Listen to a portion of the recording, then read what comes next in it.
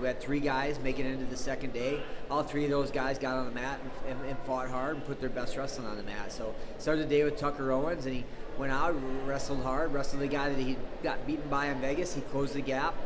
Still came up on the short end of it, but again, he's a freshman that went 2-2 at the national tournament, right? Big upside for Tucker Owens and some growth there. Cody Fippen comes out, gets another pin against a 2-time All-American.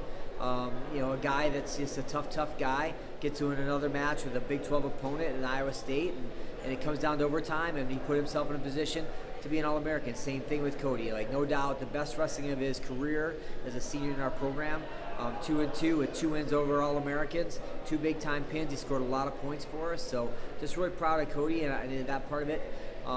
Just grateful for these guys that are seniors in our program that go through it and what they contribute on and off the mat, and who they're going to become as future leaders in the Air Force. And then finally, Wyatt Henderson gets a big historic win for the program. Wins in the quarterfinals, semifinalists. First time we've had a semifinalist since 2003, and the first All-American we've had in 20 years. Needed to get back there before we could go further, right? And I think that's the thing we've talked about. Is like, this has been a great year, a historic year for us, but it's showed us that we're capable of a lot more. But you got to get back to those data points before you can go above them. Wyatt goes out and he wrestles a great match in the semifinals, just comes up a little bit short.